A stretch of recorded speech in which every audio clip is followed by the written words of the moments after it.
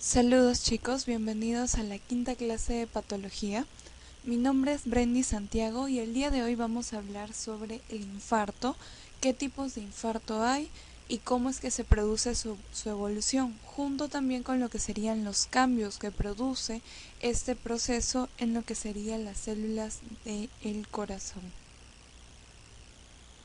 Lo que vamos a hablar es un poco de introducción y luego vamos a ir hablando más sobre el infarto de miocardio. Vamos a hablar los tipos, la evolución, etcétera. Vamos a ir viendo. Entonces, lo primero sería hablar sobre la introducción. Y vamos a empezar hablando y recordando un poco sobre la irrigación que tiene el corazón. El corazón va a tener dos tipos de circulación, por así decirlo. Tenemos una circulación funcional y una circulación nutricia.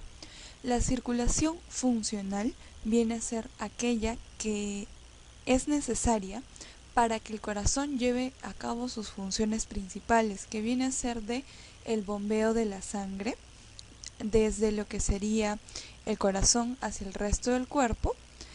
Entonces, esas arterias que están dentro de la función dentro de la circulación de tipo funcional vienen a ser, por ejemplo, la aorta, las venas pulmonares, las arterias pulmonares, la vena cava tanto superior como inferior. Esas vienen a ser aquellos vasos sanguíneos que ayudan a la función del corazón, que viene a ser producir un filtrado de sangre que lo va a llevar hacia el pulmón. Luego esta sangre oxigenada la va a transportar a todo el sistema sanguíneo de nuestro cuerpo. Sin embargo, el segundo tipo de circulación viene a ser la circulación nutricia, que quiere decir específicamente aquellos vasos sanguíneos mediante el cual el corazón se va a nutrir. Las células cardíacas, que vienen a ser también llamadas miocitos, van a recibir los nutrientes mediante el cual los miocitos van a recibir el oxígeno. Esas vienen a ser dos: la arteria coronaria izquierda, que viene a ser esta de aquí, y la arteria coronaria derecha, que es esta de aquí. La arteria coronaria izquierda va a tener tres ramas, por así decirlo. Tenemos una descendente anterior izquierda, luego vamos a tener una circunfleja y una arteria circunfleja izquierda y una arteria o una rama que se va hacia la cara posterior del ventrículo izquierdo. Sin embargo, lo más importante es la descendente anterior izquierda, porque va a irrigar principalmente a la punta del corazón, a la pared anterior del ventrículo izquierdo y a la cara anterior y lateral del ventrículo izquierdo. Es la pared anterior del tabique interventricular, el tabique que divide las dos cavidades ventriculares, y la cara anterior y lateral del ventrículo izquierdo.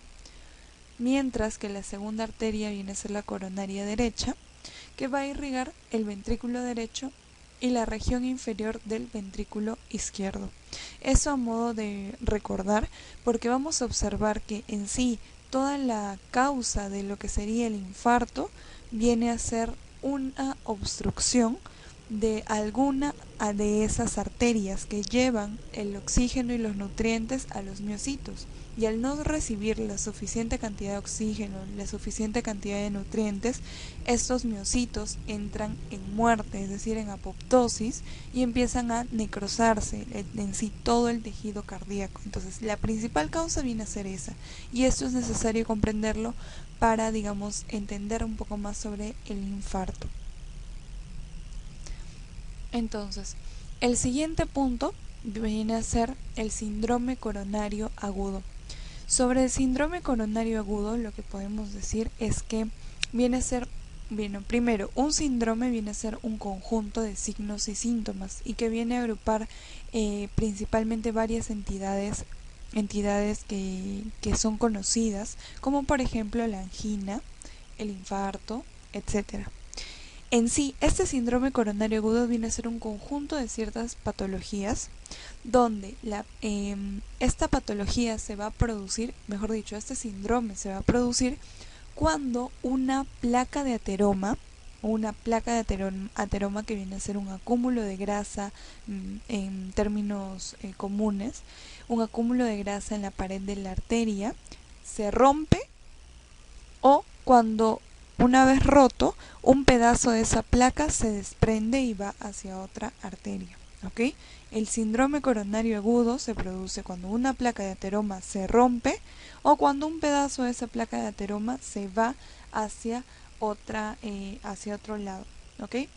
Cuando esa placa de ateroma se queda ahí y solo se rompe y empieza todo lo que sería la cascada de coagulación, se viene a denominar trombo.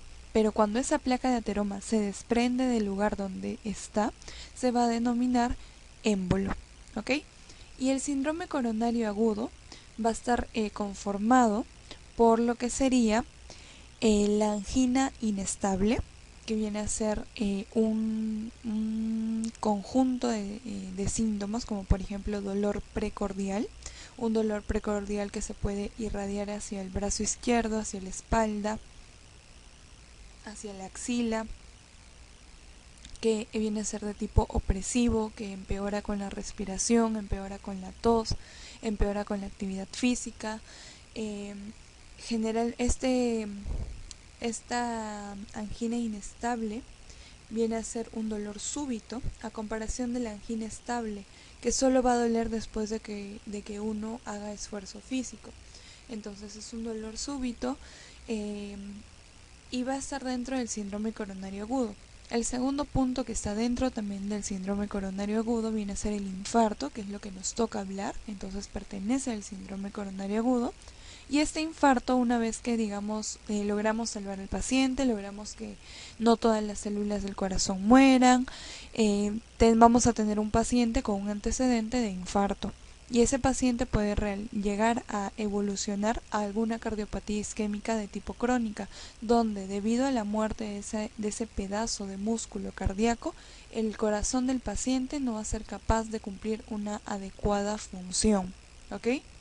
Y por último puede llegar a muerte súbita cuando no se detecta a tiempo los síntomas, cuando no se trata a tiempo a este paciente y simplemente se pasa desapercibido, ¿no?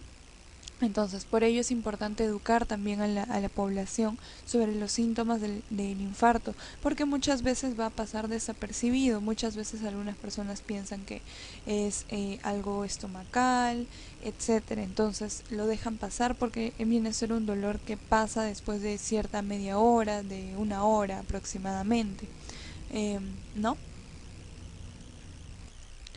Entonces, con esto podemos ver que la principal causa de un síndrome coronario agudo también viene a ser una placa de ateroma que se ha roto y se ha formado un trombo, o que se desprende y se pasa a formar un émbolo.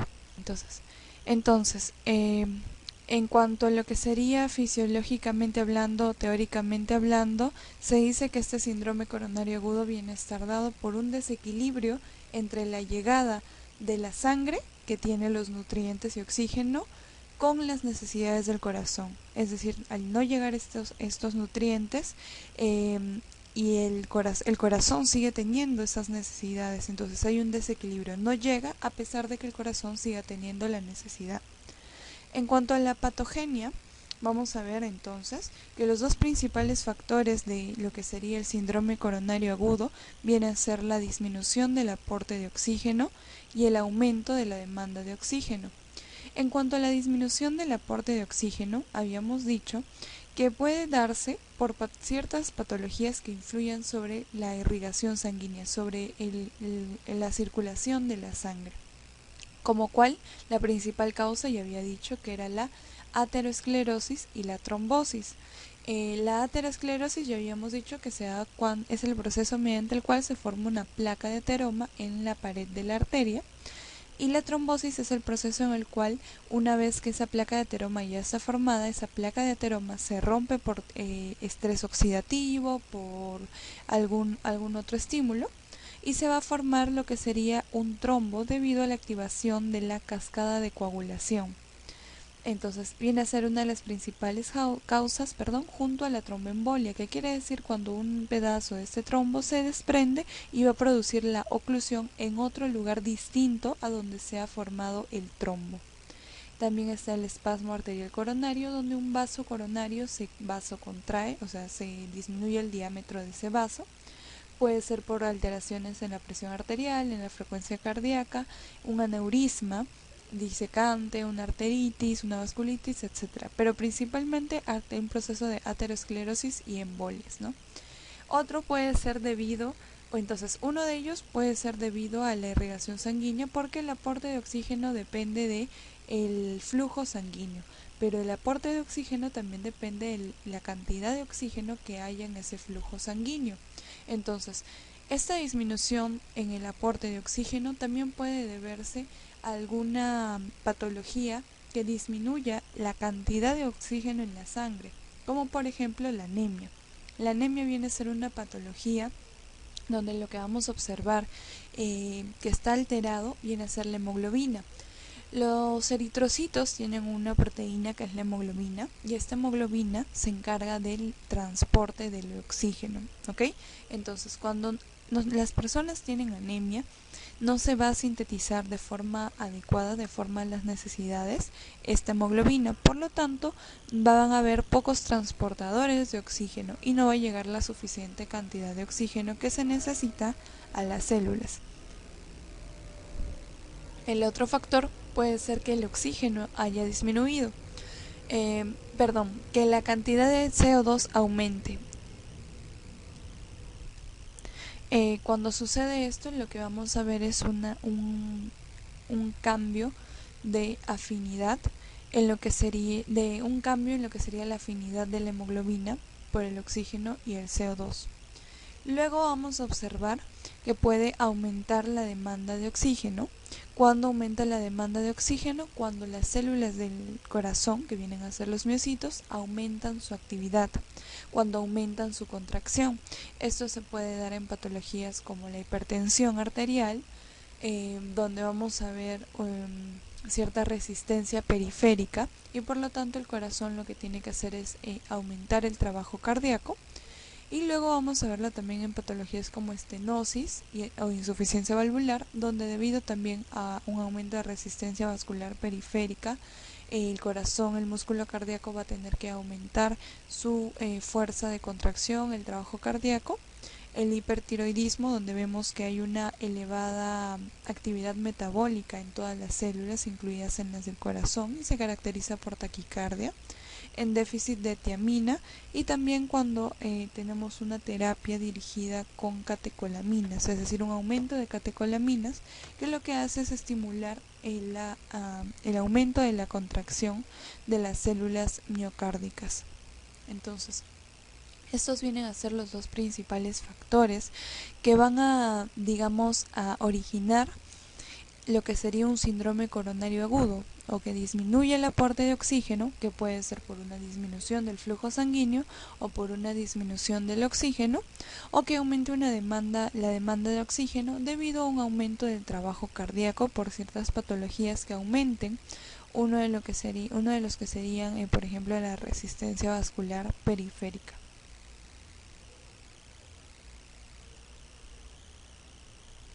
Entonces, este gráfico de aquí nos va a explicar cómo es que se produce,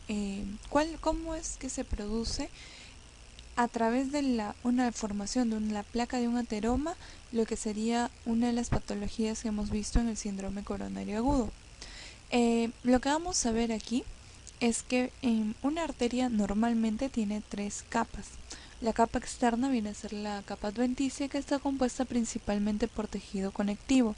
La capa media, o también llamada muscular, que es la capa más gruesa, va a ser compuesta por células musculares lisas, mientras que la capa más interna es la capa íntima, que va a estar compuesta principalmente por fibras de colágeno. Entonces, estas 3 capas de las arterias le confieren una propiedad a las arterias, que pueden, vasodilatarse o vasocontraerse, perdón. Entonces, ¿qué es lo que sucede cuando hay un desequilibrio entre la ingesta de lo que serían los lípidos? Es decir, cuando yo consumo más de lo que gasto. Debido a que yo consumo más de lo que gasto, este lípido debe almacenarse o debe guardarse de alguna forma. Una de esas formas es que el lípido empieza a depositarse en la pared de las arterias, en la pared interna, y lo que yo voy a observar es que voy a tener una placa de ateroma.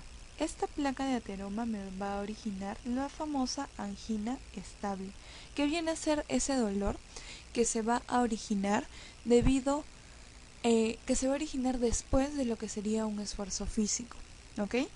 Pero digamos que hay ciertos factores como por ejemplo el estrés, el fumar los cigarrillos, el seguir comiendo grasas, etcétera, que van a hacer que esa placa aterosclerótica que yo tenía, que estaba estable, se rompa. Al romperse, ¿qué es lo que queda expuesto? Queda expuesto el colágeno que estaba en la capa íntima. Este colágeno que estaba en la capa íntima va a despertar lo que sería una cascada de coagulación. Y esta cascada de coagulación va a traer como primer actor a las plaquetas. Lo que va a pasar aquí es que las plaquetas van a empezar a adherirse y luego a agregarse, a unirse unas entre otras, intentando resolver ese problema, es decir, intentando solucionar esa ruptura de la placa. Una vez que se da esto, puede que si es que solo con las plaquetas se soluciona esta ruptura, pasa lo que sería la curación. Y cuando se da la curación, lo que yo voy a observar es que ha aumentado lo que sería el tamaño de esta parte de esta placa aterosclerótica debido a que hay tejido cicatricial, que es el tejido que ha dejado la plaqueta a la hora de reparar esta fisura. Y vamos a observar que voy a encontrarme con una obstrucción coronaria fija, grave, que me va a conllevar a una cardiopatía isquémica crónica, ¿sí? Debido al tejido cicatricial que ha dejado las plaquetas.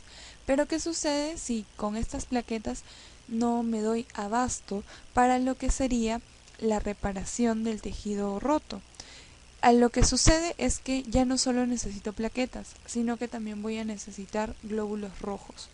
Este de aquí se denomina trombo blanco solo cuando intervienen las plaquetas y este de aquí se denomina trombo rojo cuando intervienen ya los glóbulos rojos.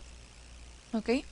Entonces, este trombo rojo lo que va a hacer es ocasionar una angina inestable o puede llegar incluso a un infarto de miocardio. Puede ser ambas. La angina inestable viene a ser un dolor súbito que puede llegar a un infarto de miocardio. O también podemos ver de que este trombo puede ocluir directamente todo lo que sería la luz arterial. Y ahí lo que se va a ver es que se va a producir una muerte súbita porque ya no va a haber ningún ligero paso de sangre a través de esta arteria porque está totalmente ocluida de forma inmediata, de forma brusca, ¿sí?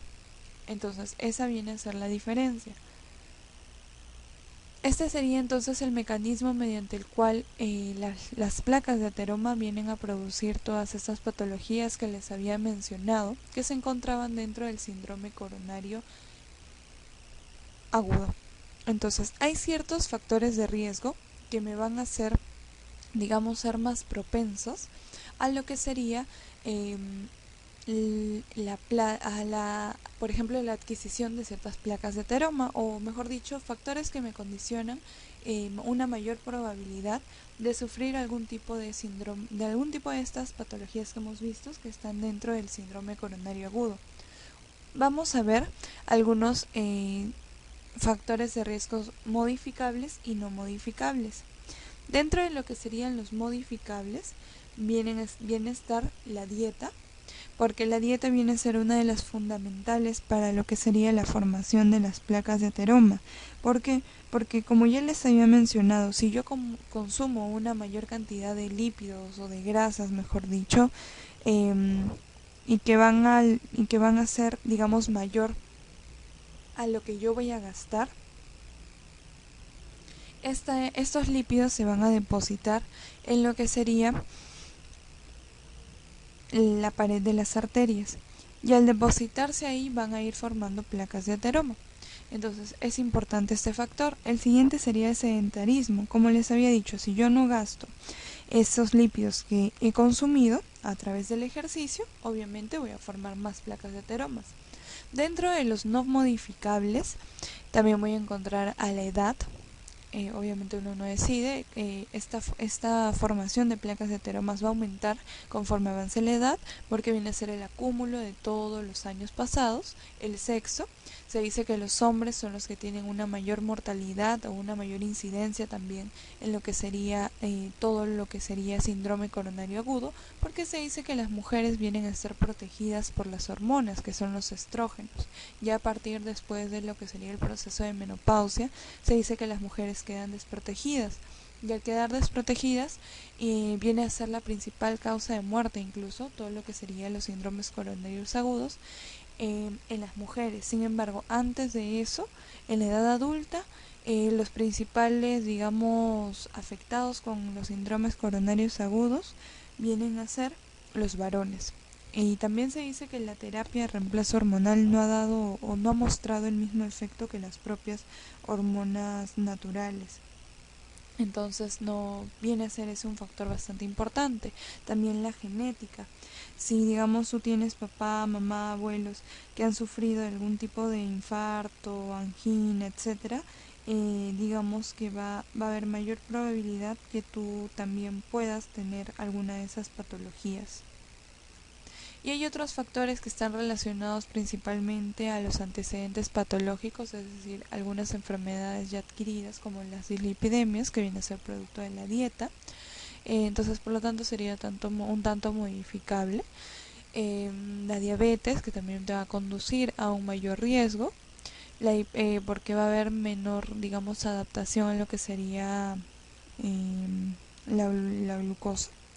La hipertensión, que ya habíamos hablado, el tabaquismo, porque produce un ingreso excesivo de ciertas sustancias nocivas para el endotelio, y eso va a hacer que el endotelio se vuelva más frágil y hay una mayor probabilidad de ruptura en las placas de ateromas. La inactividad, que es lo mismo que sedentarismo, la obesidad, que es producto de una dieta, también los anticonceptivos se dice, ¿no? Y otros como por ejemplo la personalidad, los antioxidantes, homocisteína. O sea, supuestamente los antioxidantes son los que, digamos, ayudan a disminuir lo que serían los radicales libres, que son producidos por estrés, por contaminación, etcétera, que influyen, digamos, de forma favorable para una ruptura de placa de ateroma. Y los antioxidantes lo único que hacen es limpiarnos, por así decirlo, de esos radicales libres. Entonces, en cuanto a la epidemiología, lo que vamos a ver es que en sí todo este síndrome coronario agudo viene a ser una de las primeras causas de morbilidad, que quiere decir de enfermedad, o sea, la primera causa por la cual todo el mundo se enferma. Y viene a ser la tercera causa de la mortalidad, es decir, de la muerte de varias personas. Y esto obviamente ya se va actualizando cada cierto tiempo y podemos saber que estos números van aumentando. Cada vez vamos a tener mayor cantidad de personas obesas, mayor cantidad de personas con algún problema del corazón. Y en cuanto a América del Sur, viene a ser la tercera causa de enfermedad, ¿no? El continente todavía, digamos, es un continente de medianos recursos. Entonces esto se observa con mayor claridad en países como Estados Unidos, países de primer mundo, donde la vida es muy sedentaria, donde la dieta es muy rica en lípidos, en grasas y también poca en lo que sería frutas y verduras, ¿no? Bien, eso sería en cuanto a epidemiología. Ahora vamos a pasar a hablar sobre lo que sería, vamos a tocar en este tema, ya habíamos visto que el infarto de miocardio pertenece a lo que sería el síndrome coronario agudo, y en este caso vamos a hablar solo del infarto de miocardio agudo. Vamos a empezar hablando sobre qué es el infarto. El infarto en sí viene a ser también un proceso mediante el cual, debido a la disminución del oxígeno, esta disminución del oxígeno provoca lo que sería un proceso de isquemia, y este proceso de isquemia provoca un proceso de necrosis, que quiere decir destrucción de los miocitos que pertenecen al corazón. Este infarto viene a ser la patología cardíaca más frecuente. Como ya les mencioné un poco de lo que serían los factores de riesgo, las personas hombres, los varones mejor dicho, son los que tienen mayor riesgo que las mujeres, esto debido a que supuestamente las hormonas femeninas son las que nos van a proteger. No hay una clara diferencia entre lo que sería la raza entre hombres entre blancos y negros, pero se dice que estaría más asociado con personas blancas. Lo que vamos a observar es que la mitad de las personas que presentan un infarto mueren enseguida. Esto también ya lo mencioné. ¿Por qué? Porque pasa desapercibido, porque las personas no toman el interés debido a los síntomas, porque no son síntomas que digamos te van a inhabilitar, sino que son síntomas que puedes aguantar. Sin embargo, son síntomas mortales. Y generalmente el 30% muere al mes. Esto debido a que se presenta en personas de avanzada edad y que por lo tanto ya digamos es más complicado mantenerlas estables. Y hay ciertos factores de riesgos o elementos predisponentes como el ser varón, el hecho de tener ciertas patologías como diabetes, el factor genético, vivir con estrés, ser sedentario, tener una mala dieta, etcétera, etcétera. Entonces esto viene a ser lo que sería el infarto, ¿no? Entonces los dos términos que debo diferenciar es isquemia y necrosis. Isquemia viene a ser el proceso mediante el cual el músculo se queda sin oxígeno y necrosis viene a ser el proceso mediante el cual los miocitos, que son las células musculares cardíacas, van a empezar a destruirse, ¿sí? Bien, entonces vamos a pasar a lo que sería hablar un poco, ahondar un poco sobre la etiología. Esto viene a ser bastante relacionado a lo que ya habíamos hablado en un inicio sobre lo que sería la formación de la placa de ateroma, porque la principal causa del infarto es lo que he mencionado, ¿no? La aterosclerosis, y luego lo que sería la formación de un trombo, puede ser un trombo blanco y que luego se convierte en un trombo rojo y luego la conversión a lo que sería un émbolo. Entonces, como les mencioné, había ciertos factores de riesgo, como por ejemplo la edad, el sexo, ciertos hábitos nocivos como el fumar, etcétera, que iban a conllevar a lo que sería una formación de una placa de ateroma, que viene a ser un acúmulo de lípidos en la pared arterial. Una vez que se dé esta placa de ateroma se puede mantener de forma estable y va a dar un cuadro clínico denominado angina estable. Pero cuando esta placa de ateroma se rompe debido a un aumento de radicales libres o un aumento de lo que sería el estrés, lo que vamos a observar es que se pierde la integridad de la capa íntima. Y al perderse la integridad de la capa íntima se va a exponer lo que sería el colágeno, que es el principal componente.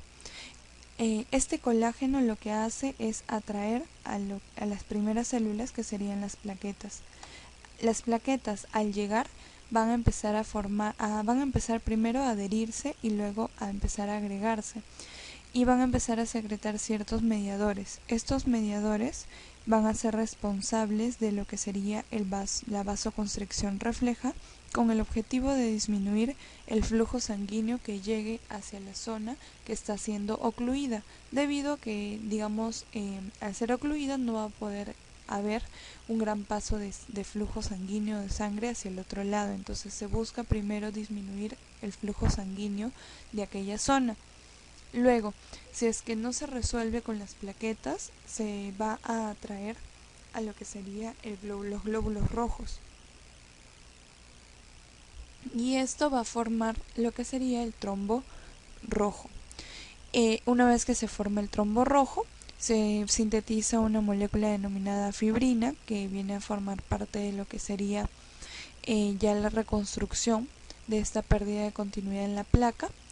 Y debido a esto puede llegar a ocluirse, incluso en cuestión de minutos, lo que sería la luz del vaso. Por lo tanto, lo que vamos a observar es que va a haber un proceso de isquemia primero, donde empieza a disminuir la cantidad de oxígeno que va a llegar a las células cardíacas debido a que ha disminuido el flujo sanguíneo.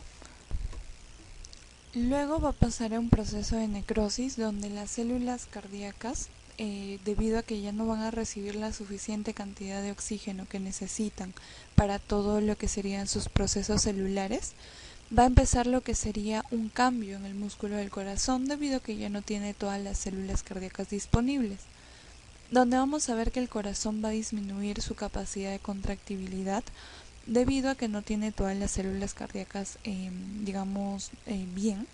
Disminuye el volumen de eyección, el volumen que sale a través de lo que sería la aorta, debido a que ya no hay una contracción que se necesita para eyectar cierto flujo cardíaco, cierto flujo sanguíneo, y se empieza a alterar el ritmo cardíaco, porque viene a ser esto debido a la disminución del volumen de eyección. Entonces vamos a observar un ritmo cardíaco lento debido al bajo volumen de eyección que está, eyectando el corazón, esto debido a la disminución de la contractibilidad cardíaca. Entonces, como ven, es un proceso. Primero disminuye la capacidad de contracción del corazón porque las células cardíacas mueren, luego disminuye el volumen de eyección porque no se está contrayendo bien, y luego se altera el ritmo cardíaco porque no se está eyectando la suficiente cantidad de sangre para lo que sería mantener todo el flujo sanguíneo normal, ¿sí? Eso sería en cuanto a la etiología, que es más o menos parecido a lo que ya hemos visto en una primera parte. Ahora vamos a empezar a hablar sobre los tipos de infarto. Hay dos clasificaciones. Esta, que es la primera clasificación, viene a estar dada principalmente debido a en qué órgano se dé y qué tipo de circulación tiene este órgano. Y la otra, es algo de forma general, ¿no? Son los tipos de infarto, pero no de corazón, sino los tipos de infarto en forma general. Pero lo que nos vamos a centrar en lo que sería el corazón, y lo otro sería ya los tipos de infarto del corazón, ¿no? Entonces, en primer lugar, hay dos tipos de infarto.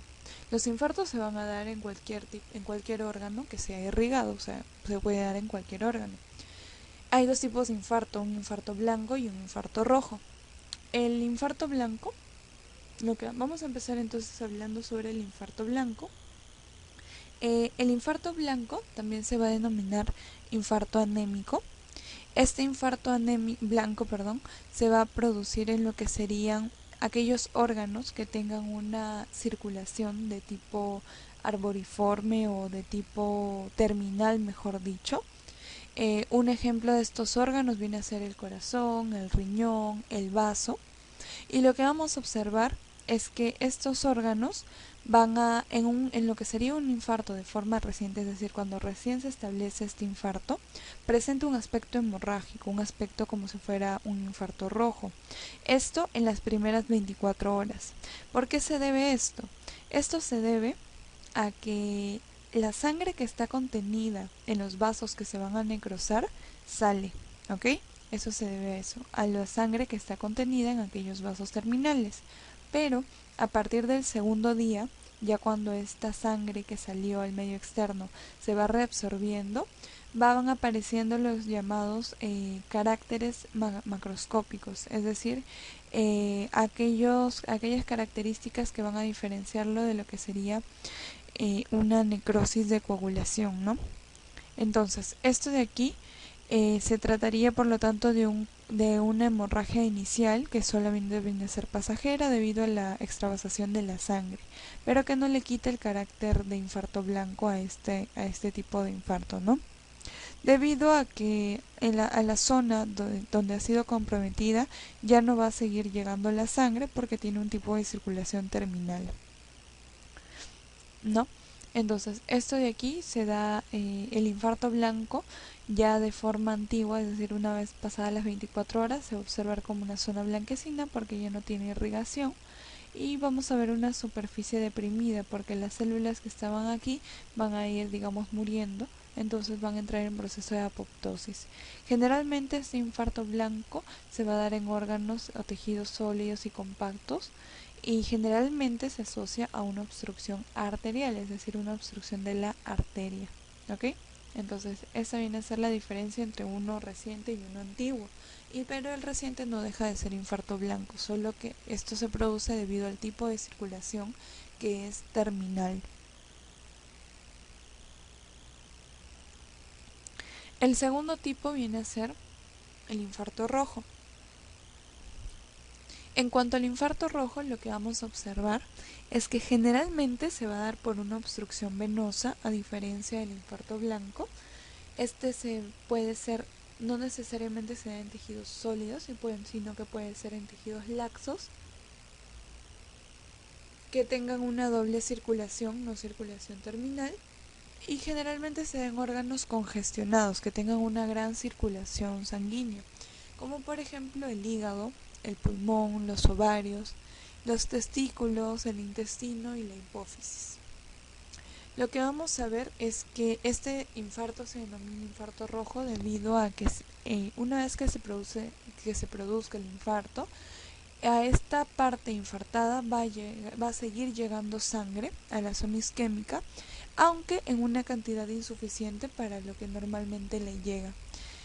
Esto de aquí se da principalmente en lo que sería una obstrucción parcial, tras un émbolo, tras un trombo, y esto debido principalmente al tipo de circulación. Entonces, la característica o el hecho que los diferencia tanto de un infarto blanco como de un infarto rojo es en el lugar, o sea, el órgano donde se produce y el tipo de circulación que tiene.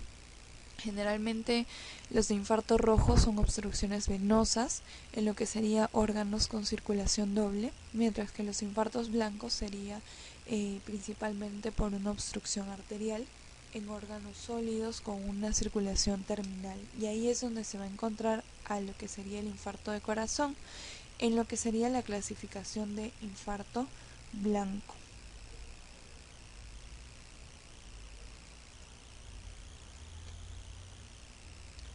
Aquí vamos a ver un cuadro que nos define la localización, dependiendo también del aspecto o el tipo de infarto, y lo que sería la letalidad.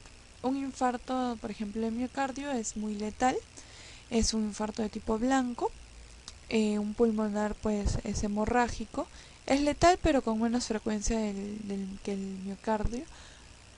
Y el cerebral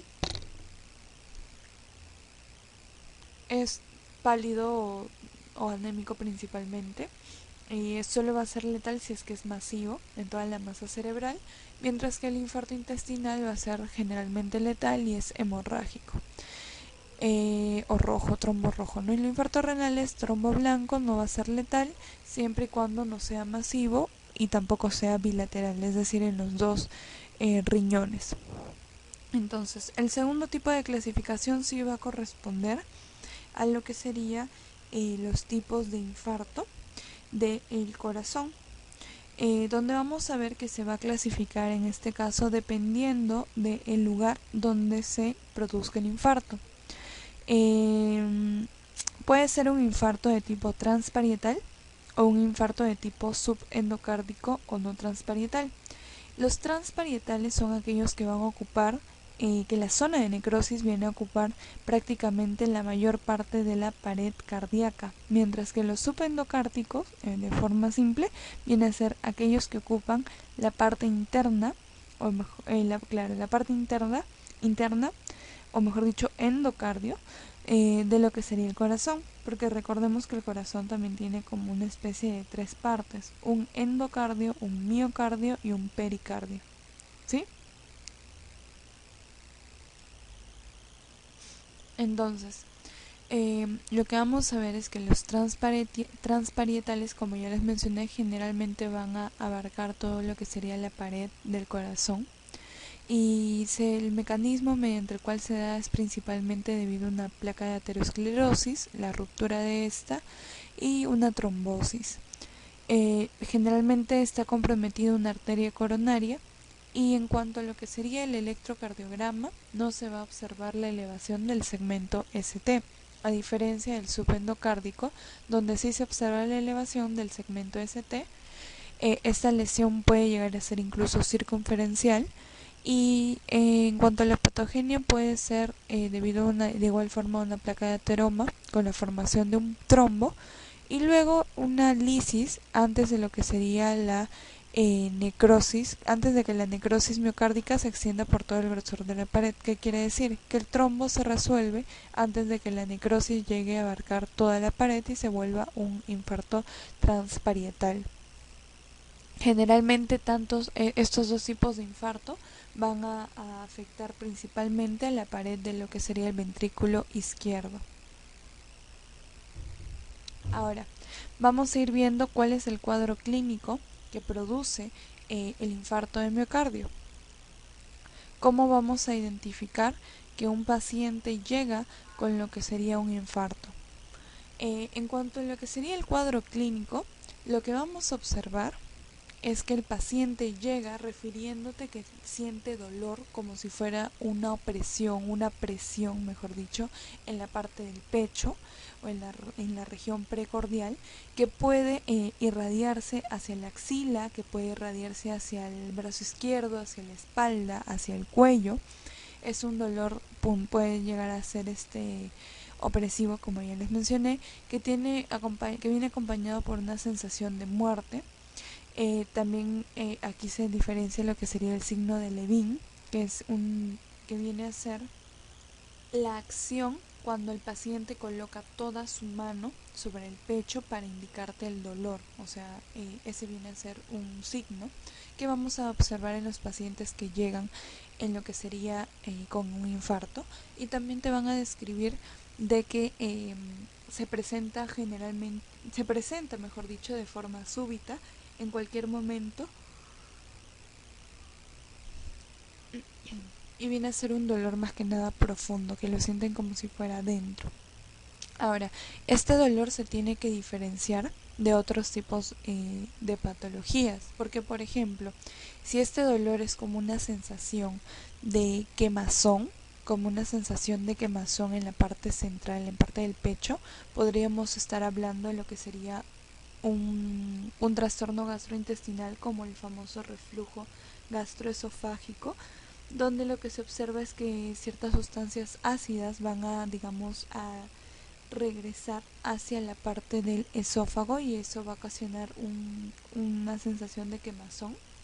Puede también tratarse de un dolor como si fuera eh, un dolor lancinante, como si, digamos, estuviera desgarrándose algo, y eso puede estar asociado a una disección aórtica.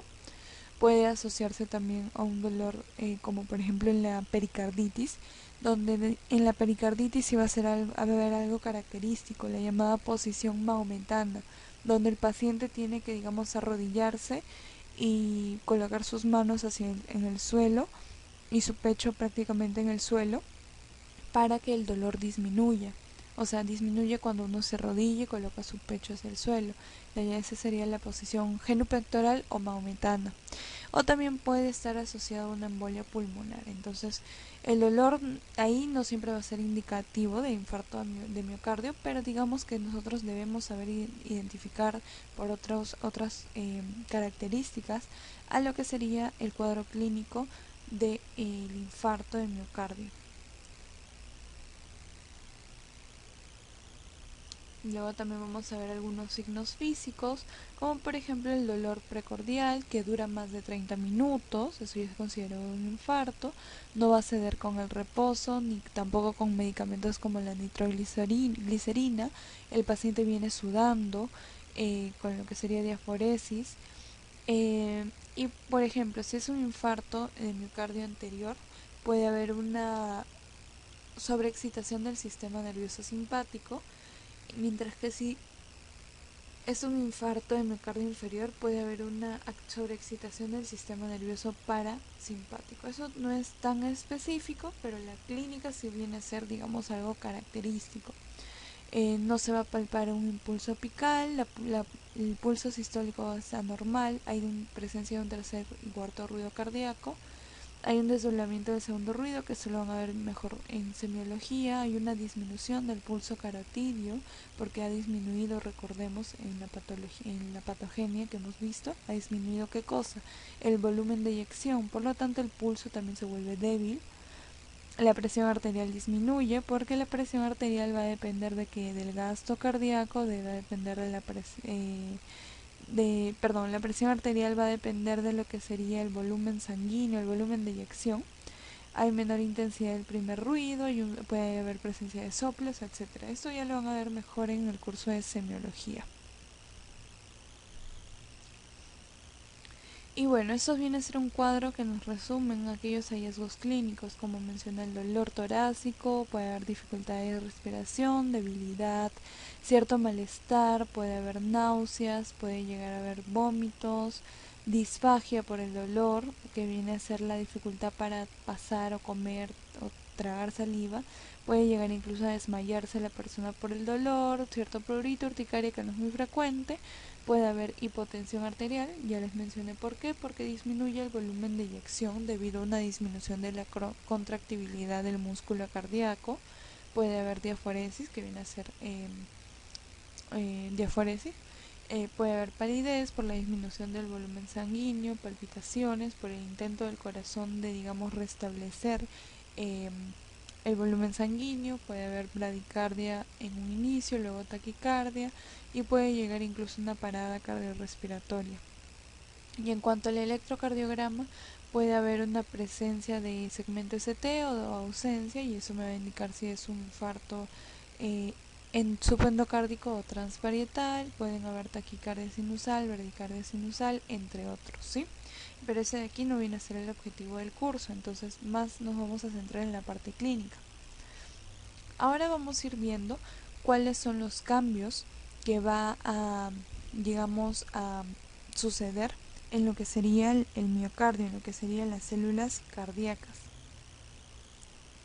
Lo que vamos a ir observando en cuanto a lo que sería un infarto de miocardio es que, en primer lugar, habíamos dicho que el infarto se produce debido a una obstrucción arterial en lo que serían las arterias coronarias, puede ser derecha, puede ser izquierda. Y esta obstrucción lo que hace es disminuir el riego sanguíneo a lo que serían las células miocárdicas. Esto de aquí va a provocar un proceso de isquemia que iba a terminar en lo que sería la necrosis celular de los miocitos. Y esto iba a provocar una disfunción miocárdica debido a que se pierde la contractibilidad del corazón y por lo tanto disminuye su volumen de eyección. El lugar donde, digamos, se pierde la irrigación debido a esta obstrucción se va a denominar zona de peligro o área en peligro, que viene a ser el lugar donde exactamente se ha producido la obstrucción y por lo tanto la disminución en el aporte de oxígeno. Lo primero que vamos a ver en cuanto a la bioquímica cuando se produce esta isquemia es que, debido a que no va a llegar flujo sanguíneo suficiente para la satisfacción de las necesidades del miocito, se produce lo que sería una suspensión del mecanismo aerobio de las células, es decir, debido a que no tienen oxígeno, no pueden, digamos, usar el mecanismo aerobio. Esto se va a producir en una cuestión de segundos y viene a ser que empieza la reducción del ATP debido a que disminuyen o se suspenden los mecanismos aerobios mediante el cual se obtiene energía y se pasan a los llamados mecanismos anaerobios. Las células, entonces, como no tienen oxígeno, no pueden obtener energía, y como no tienen oxígeno, tienen que adaptarse y van a pasar a los mecanismos anaerobios para obtener energía. Eso se produce en cuestión de segundos, pero al entrar en un mecanismo anaerobio para obtener energía, hay una mayor acumulación de ciertos metabolitos nocivos en cuanto a este tipo de obtención de energía, como por ejemplo el ácido láctico. Como se entra a un mecanismo anaerobio, voy a producir mayor cantidad de ácido láctico, y ese ácido láctico viene a ser un metabolito nocivo, ¿ok?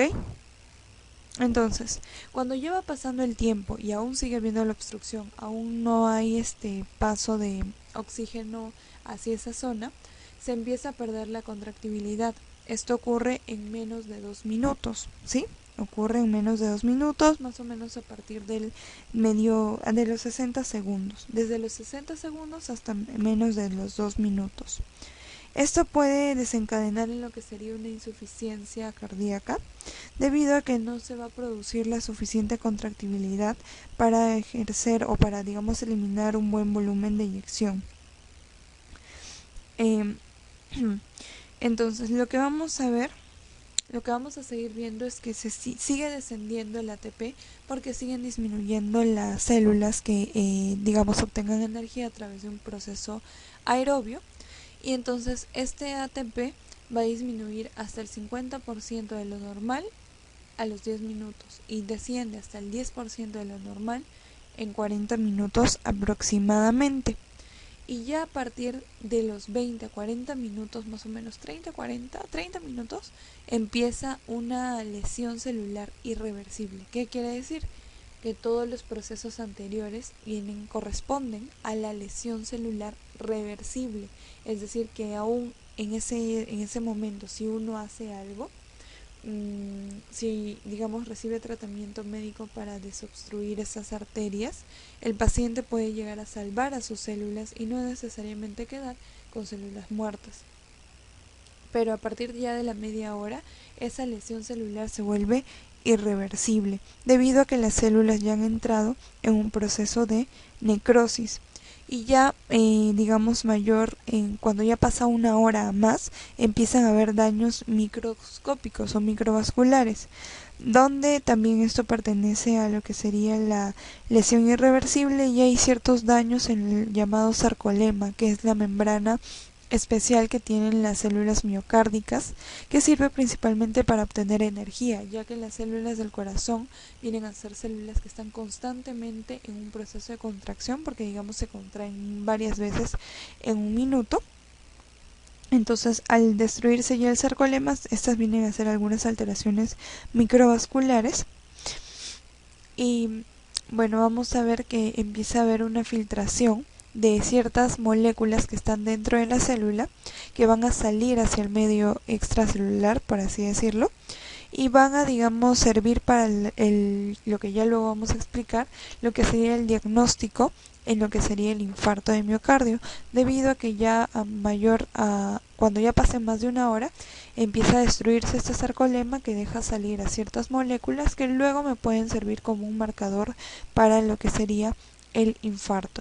Estos marcadores vienen a ser principalmente ciertas proteínas, como por ejemplo troponina, la creatina quinasa, etcétera, que vamos a verlo más adelante.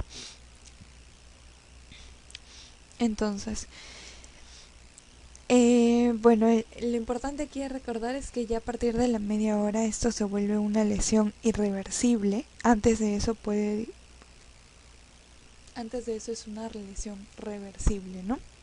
Y por lo tanto los médicos deben actuar antes de la media hora producido el primer síntoma, que viene a ser el dolor. Y en estos siguientes gráficos yo voy a tener lo que sería una explicación clara de lo que ya he mencionado, ¿no? Que empieza en los primeros segundos a disminuir la concentración de ATP, debido a que disminuyen los mecanismos aerobios por donde se va a obtener la energía, y al contrario empieza a aumentar lo que serían los mecanismos anaerobios por los cuales se obtiene la energía. Y debido a este aumento de mecanismos anaerobios, aumenta también un metabolito nocivo, que viene a ser el lactato. Este lactato aumenta su concentración conforme avance el proceso de el infarto. Entonces, conforme pasen los minutos, ¿qué es lo que disminuye? Disminuye el ATP. ¿Y qué es lo que aumenta?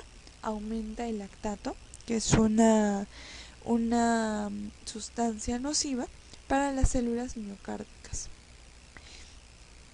Y luego lo que vamos a ver es que el tejido cardíaco, el músculo cardíaco, va a ser recuperable siempre y cuando, digamos, intervengamos de forma mucho más rápida. El tejido cardíaco que se puede recuperar va a disminuir conforme avance el tiempo, por lo tanto es importante intervenir lo más rápido posible una vez que detectemos el infarto. Y el tejido cardíaco destruido aumenta conforme pasa el tiempo, porque significa que más células miocárdicas van muriendo en el camino y por lo tanto se necesita, actuar de una manera más rápida en lo que sería la recuperación de estas células, de estos miocitos.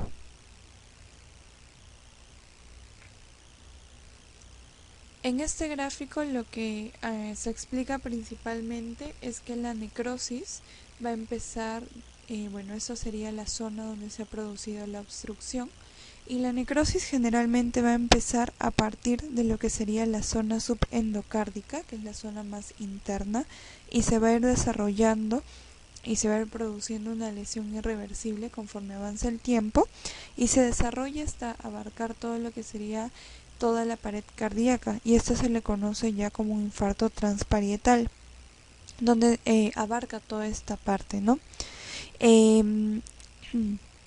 Conforme va avanzando lo que sería el proceso de isquemia, va avanzando también el lugar donde va a ir destruyéndose las células cardíacas y va afectando cada vez un mayor espesor y una anchura del músculo cardíaco. Pero todo esto, es decir, el lugar donde se produzca la obstrucción, la dimensión y los rasgos que tengan el infarto, va a depender de ciertos aspectos. Por ejemplo, depende del lugar donde se ubique, de la gravedad y de la velocidad, conforme se formen ciertas obstrucciones coronarias, ya sea debido a la aterosclerosis o debido a la trombosis. También va a depender del tamaño de los vasos sanguíneos, o sea, mejor dicho, del tamaño del lugar donde se produzca la obstrucción, es decir, del tamaño del lugar que irriguen esos vasos sanguíneos obstruidos, de la duración de la oclusión, de la duración ya lo hemos mencionado, que conforme avanza el tiempo, este tejido cardíaco, si es que está mayor tiempo, obstruido, se produce una lesión irreversible a que si estuviera, a que se resolviera en los pocos minutos de lo producido.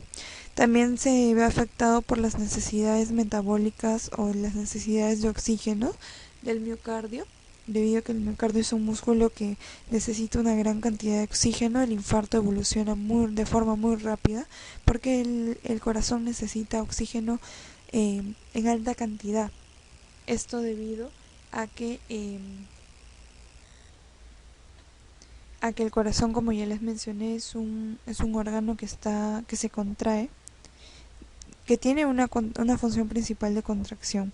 También se debe a la amplitud de los vasos sanguíneos, a la presencia de lo que sería una vasoconstricción y otros factores como la frecuencia cardíaca, el ritmo del corazón y la oxigenación de la sangre, entre otros. Entonces, esto principalmente para recordar cómo es que se produce la irrigación del corazón por la arteria coronaria izquierda y la arteria coronaria derecha, que ya lo hemos visto en un inicio, ¿no? Entonces, ahora vamos a pasar a lo que sería los cambios morfológicos que se producen tras un infarto en el corazón. Ya mencionamos que aproximadamente hasta la media hora se produce una lesión reversible, y pasado esto ya vamos a tener una lesión irreversible, ¿no?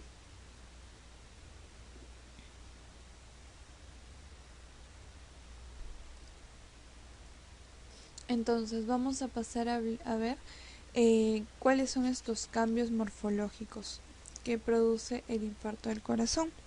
Lo que vamos a observar es que todo este proceso del infarto viene a producir un proceso principalmente de inflamación, donde lo que vamos a observar es que tras el infarto habíamos dicho que se producía una necrosis. Hay tipos de necrosis que ya lo han visto. En el infarto se produce una necrosis coagulativa, isquémica, donde se produce la muerte celular de los miocitos, y esta necrosis coagulativa va a seguirse de un proceso de inflamación y posteriormente de un proceso de reparación, donde se va a intentar reparar este tejido infartado, ¿no? Lo que vamos a ver es que si por ejemplo la muerte se produce tras algunas horas de producido el infarto, vamos a ver ciertos cambios. Por ejemplo, los infartos que tengan menores de 12 horas de evolución, en realidad, digamos, cuando uno haga un examen patológico, no tiene algún cambio evidente en lo que sería el examen macroscópico, ¿ok?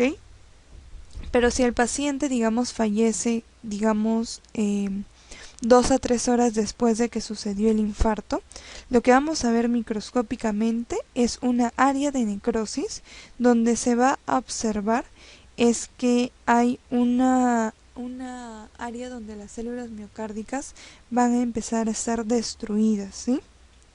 A la vez, lo que vamos a ver es que después de las 12 a 24 horas ya se observa un cambio macroscópico donde se viene a ver algunas zonas donde se va a encontrar sangre estancada o retenida, y vamos a ver que el territorio viene a ser de color amarillo, pardo y blando. Ya pasado los 10 días a 2 semanas, esta zona se va a encontrar delimitada por una zona hiperémica, donde hay un tejido de granulación que viene a ser el tejido de inflamación, y va a estar muy vascularizado. Y a lo largo, conforme pasen las semanas, este sector afectado va a evolucionar hacia una cicatriz fibrosa, siempre y cuando el paciente se recupere, obviamente, ¿no? Entonces, ¿qué es lo importante en resaltar aquí? Es que, por ejemplo, antes de la media hora es una lesión reversible. Antes de la media hora no hay ninguna característica macro ni micro. Y en cuanto a las primeras 4 horas, lo que vamos a ver es una ondulación de las fibras del miocito. Vamos a ver que las fibras del miocito van a empezar a tener una especie de ondulación.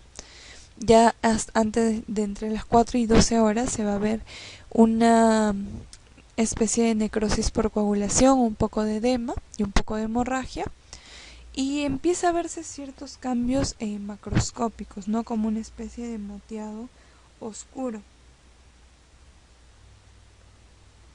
Ok, pero a partir de ya de las 12 horas se ve claramente un cambio macroscópico, y también en cuanto al microscopio óptico se ve una necrosis por coagulación, también se ve tejido inflamatorio, y ya a los 3 días ya se ve claramente una zona moteada con el centro del infarto de color amarillo, se sigue viendo la necrosis por coagulación, empiezan a desaparecer los núcleos de las células cardíacas y empieza a seguir habiendo no tejido inflamatorio. A los 7 días ya empieza lo que sería, de igual forma, se ve, o sea, mayor desintegración de las miofibras, pero lo más importante es que, por ejemplo, después de los 2 meses ya se observa una cicatriz, y microscópicamente también se ve una cicatriz de colágeno denso. Esto lo vamos a ver con mayor detalle aquí. Entonces, ¿qué características microscópicas va a tener un infarto? Es que, digamos, el primer día lo que se observa es una necrosis coagulativa. En segundo lugar, estas, como pueden ver, son fibras cardíacas normales, pero estas de aquí empiezan a ser fibras cardíacas onduladas, alargadas y estrechas en comparación de estas normales. Empiezan como que a ondular. Y vamos a observar de que aumenta el infiltrado inflamatorio. Estos puntitos morados vienen a ser los neutrófilos, que son especialistas en la inflamación. Entonces empieza a aumentar el tejido inflamatorio. Entonces esto es característico dentro de lo que sería un infarto de miocardio en los primeros días. Y luego vamos a observar que ya a los 10 días va a ir eliminándose todos los miocitos. Estos son los normales, estos son ya las células cardíacas que se van eliminando, que se van destruyendo hacia los 10 días. Y se observa también gran tejido de granulación. Y estas fibras azules viene a ser el colágeno, que viene aquí a reemplazar o a, digamos, a formar un proceso de reparación de este tejido que ha sido infartado.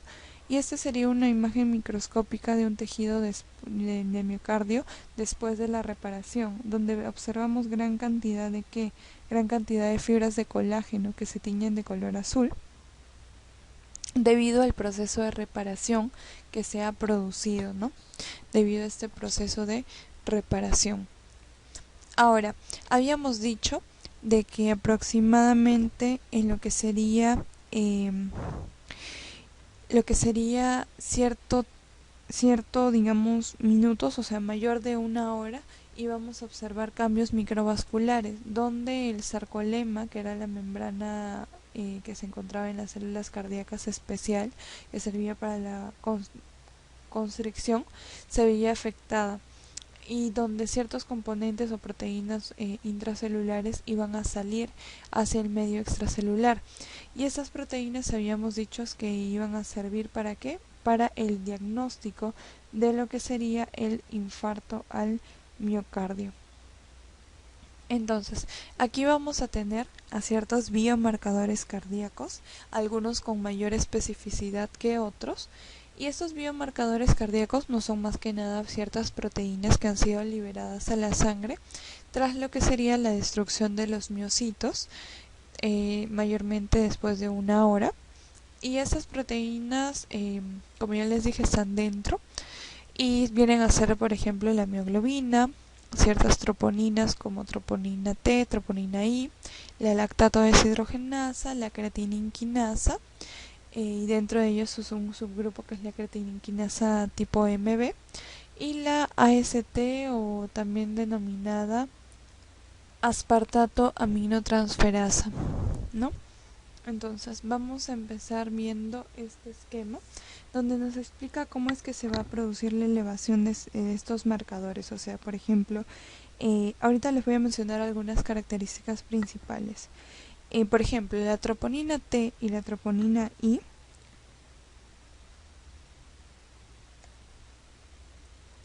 vienen a ser las enzimas más sensibles y específicas. Sin embargo, la primera en elevarse viene a ser la creatininquinasa de tipo MB o mioglobina, que viene a ser la primera en elevarse, pero sin embargo es sensible, pero no va a ser específica del corazón, porque esta de aquí se puede elevar también por una contracción excesiva del músculo esquelético, porque también, perdón, del músculo estriado o esquelético, claro, porque también se encuentra en lo que sería en estas partes, ¿no? En el músculo esquelético. Entonces, por lo tanto, no va a ser algo específico del corazón, porque puede aumentar su valor también después de un ejercicio intenso, por ejemplo, ¿no? Luego tenemos el lactato deshidrogenasa, que es la que se va a mantener, digamos, durante un mayor tiempo, es la que se va a durar en sangre mucho más. Y bueno, vamos a comenzar, ¿no? Entonces, la primera en elevarse es la mioglobina, luego tenemos a la creatininquinasa tipo MB, o creatininquinasa, y luego vamos a observar a la troponina T y la lactato deshidrogenasa, que es la que va a durar un mayor tiempo, ¿no? Este gráfico está un poquito mal en este aspecto, pero aquí vamos a ver, ¿no? Aquí nos sale la lactato deshidrogenasa, pero vemos que la mioglobina no es específica, pero es la primera en elevarse, aproximadamente en las primera a la tercera hora, y puede durar incluso hasta las 24 horas, es decir, hasta el primer día. Y luego vamos a ver que las troponinas se elevan a partir de la tercera a cuarta hora y se va a mantener hasta lo que sería 14 horas, o incluso pueden llegar a 14 horas aproximadamente. Y luego vamos a tener a la creatininquinasa total, que se empieza a elevar también a las 4-8 horas y va a mantenerse hasta las 36 a 48 horas, ¿ok? Pero lo importante es que las más específicas vienen a ser la troponina, las más específicas. La primera en elevarse, la mioglobina, y la que se mantiene por un mayor tiempo es la lactato deshidrogenasa. Eso es lo más importante. Primero, la que se eleva en primer lugar en mioglobinas, la que es más específica es troponina T y troponina I, y la que se mantiene durante un mayor tiempo es la lactato deshidrogenasa. ¿Ok? Entonces, eso viene a ser en cuanto al diagnóstico del infarto de miocardio, que es importante conocerlo, porque estos marcadores son los que nos van a guiar junto a la clínica ante un diagnóstico de emergencia. Es decir, cuando un paciente llegue a emergencias, lo primero que tenemos que hacer es reconocer el cuadro clínico, tomarle atención al dolor que nos va a manifestar el paciente, y luego, para confirmar nuestro diagnóstico de forma rápida, se le toma una prueba de sangre donde se le va a adosar a lo que sería ciertas proteínas, como por ejemplo estas proteínas que son específicas del corazón, como la troponina T y la troponina I, y estas de aquí vienen a servir como un apoyo para lo que sería el diagnóstico del infarto de miocardio, ¿no? Van a servir como un apoyo, como ya les mencioné, pero no van a ser, digamos, exclusivas, porque por ejemplo la mioglobina también se encuentra en el tejido estriado y nos puede dar un diagnóstico errado, ¿no? Pero por lo tanto debemos complementar la parte clínica y semiológica con la parte de diagnóstico de laboratorio, que viene a hacer todas estas pruebas de marcadores, ¿no? Eso sería todo en cuanto a esta clase. Gracias por su atención.